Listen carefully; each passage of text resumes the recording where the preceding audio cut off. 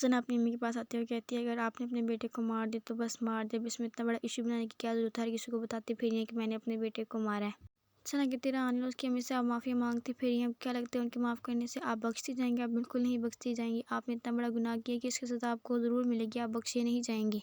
تو آپ کہتی مجھے پتہ ہے یہ ساری غلطی میری ہے، میری وجہ سے یہ سب کچھ ہوا ہے، میری وجہ سے ہی میرا بیٹا مرا، اس وجہ سے تو میں لوگوں سے معافی مانگتی پھر ہوتا ہے کہ میرے دل کو بہت ہلکا ہو جائے، اللہ تعالیٰ مجھے معاف کر دیں۔ ثنا کہتی ہے اللہ تعالیٰ آپ کو معاف کرنے والا نہیں ہے، آپ نے اتنی بڑی غلطی کی ہے کہ اس کی سزا تو آپ کو ضرور ملے گی، اگر آپ کو پتہ ہے کہ آپ کو سزا ملے گی تو اس کے باوجود اتنا بتمبڑ کیوں بنا رہے ہیں، کیوں لوگوں سے معافی مانگتے پھر رہے ہیں، رانی اس کی امی سے معافی مانگتی پھر رہی ہیں۔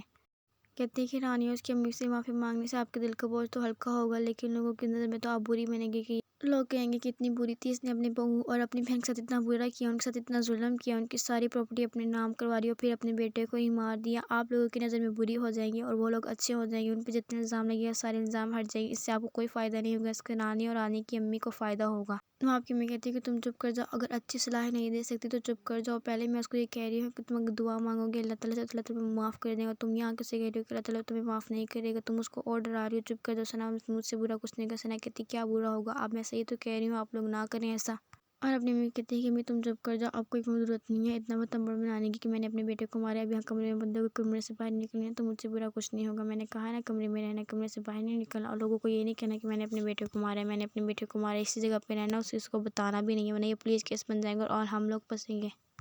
آپ کہتی میں یہ تو چاہتی ہوں کہ مجھے سزا ملے، اب میں نے اپنے ان ہاتھوں سے اپنے بیٹے کو مارا ہے، میں چاہتی ہوں کہ میرے یہ ہاتھ کٹ جائے، میں اپنے آپ کو سزا دینا چاہتی ہوں، میں خود اپنے آپ کو سزا دینا چاہتی ہوں، تو دوسروں کی کیا ضرورت ہے کہ مجھے روکے۔ تو آپ کہتی میں نے تو یہ پلان اس لیے بنایا تھا کہ رانی مر جائے گی، وہ پلان تو الٹا ہو گیا، اس پر اثر تو میرے بیٹے پر ہو گیا۔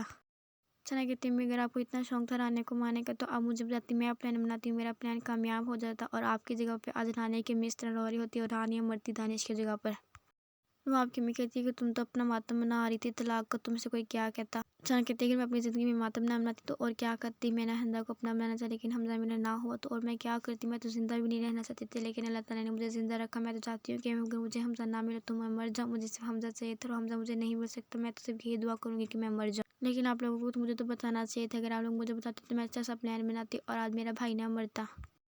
انوار رونے لگتی ہے اور کہتی ہے میں ابھی سب کو بتاؤں گی کہ میں نے اپنے بیٹے کو مارا۔ ثنا کہتی ہے کہ چپ کر جاؤ، میں اگر تم نیچے گئی نا تو مجھ سے برا کچھ نہیں ہوگا، یہاں پہ اوپر رہو، بتمبڑ بنانے کی کوئی ضرورت نہیں، دوسروں کو یہ بتانے کی کوئی ضرورت نہیں کہ تم نے اپنے بیٹے کو مارا، میں نیچے جا رہی ہوں اور یہیں پہ رہنا۔ ثنا کہتی نانی اس کا خیال رکھنا، میں ابھی نیچے سو کے آتی ہوں، لوگوں کو دیکھ کے، تو پہلے لوگوں نے بہت پریشان کیا پوچھ کے تمہاری امی نے تمہارے بھائی کو مارا ہے۔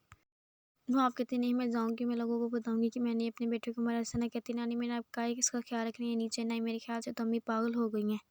اور کہتی ہے کہ میں نیچے جا رہی ہوں، یاد رکھنا کہ امی نیچے نہ آئے ورنہ مجھ سے برا کچھ نہیں ہوگا۔ اس کی رانی کہتی ہے اچھا تم جاؤ، میں اس کو نیچے نہیں بھیجوں گی۔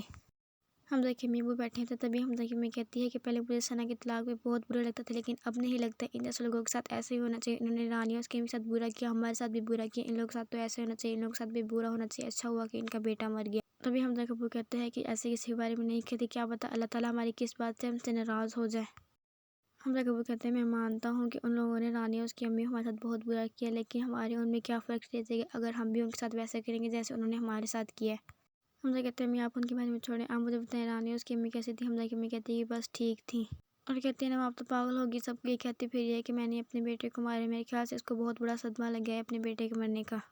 تو بھی حمزہ کو یاد آتا ہے کہ اس طرح رانی میرے خواب میں آتی تھی، وہ مجھے کہتی تھی کہ مجھے دانش مارتے ہیں، مجھے دانش مارتے ہیں، مجھے بچاؤ۔ اب مجھے پتہ چلا کہ وہ ایسے کیوں کہتی تھی، کیونکہ دانش استاد اتنا ظلم کرتا تھا، اس کو مارتا۔ کہتے ہیں اب پتہ چلے گا ان لوگوں کو، مجھے ایسا کہنا تو نہیں چاہیے تھا، دانش تو میرا دوست تھا، مجھے اس کے بارے میں برا لگ رہا ہے لیکن جو جیسے ہوتے ہیں ان کے بارے میں ویسے کہنا چاہیے، اللہ تعالیٰ مجھے معاف کرنے کہ میری کوئی بات بری لگی۔